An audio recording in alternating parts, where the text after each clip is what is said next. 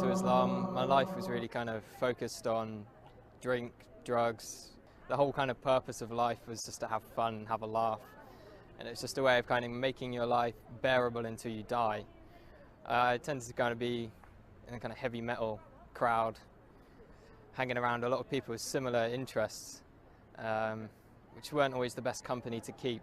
My first experience of seeing Muslims was the 9/11 attacks.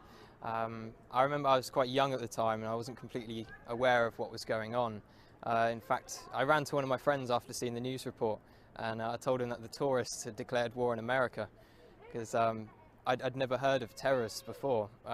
As the war was unfolding and I was seeing more and more about the war in Afghanistan, I started understanding that these people were Muslims and that the Muslims were doing these horrible atrocities across the world.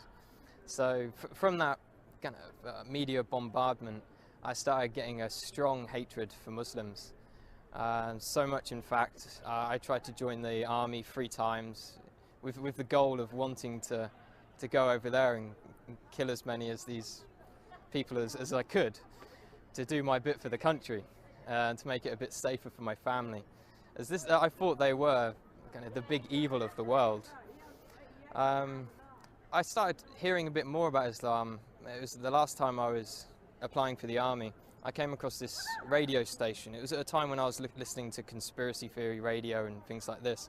And it was a radio station from the American government called Terror Talk. And it was talking about the life of the Prophet ﷺ.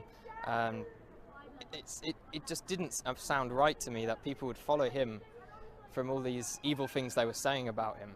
So I started to question what Muslims believed at that time. I was on a spiritual search anyway.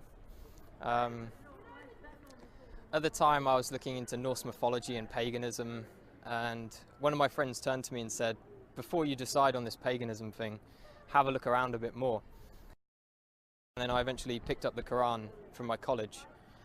When I had it, I actually thought I was picking up a terrorist handbook, and I was a bit worried that MI5 were going to come after me as soon as they saw me take it out of the library. But as soon as I started reading the book, it hit me immediately, and I couldn't stop reading it. It sank deep into my heart. And as I kept continuing through the different surahs, I remember reading about people in the fire having boiling water to drink, burning their throats. And as I could read this and I was living this awful life, I could feel my throat burning, and I could feel kind of how real this thing was and how I had to change. The first day I went to the mosque, I spent all day there reading, and my mum called me in the evening and asked me, where had I been all day, and I said I was at a mosque. She's like, what? No, you can't be at a mosque, you're a Christian. Christians don't go to mosques. And she was very, very shocked and thought I was going down a bad path. That was my mum's original reaction. After a while she started to accept it. She'd done a lot of crying. I'm not too sure why she was crying. I think she felt I was rejecting everything she'd taught me. A lot of people say when they find Islam, it's as if they've come home. And that's just the feeling I get. It's as if me in the past wasn't me at all. I was being controlled by something else. Only good things have happened since I've become Muslim. My life is sorted out, and I've never had so much going on in my life at one time. If I was going to give advice to someone else who is thinking about Islam, I'd definitely tell them to come to the mosque and speak to a man of knowledge, not search the internet for the answers. There are some good things on the internet, but when you don't know anything about Islam, you can't judge what is right and what is wrong.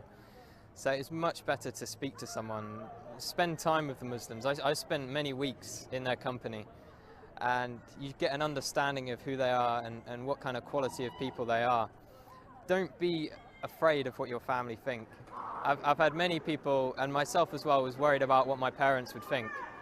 And at the end of the day, Islam is for you, it's for you. You can just hope the best for your parents will come afterwards.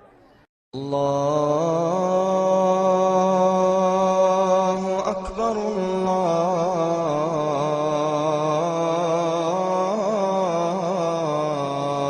Akbar, Allahu Akbar.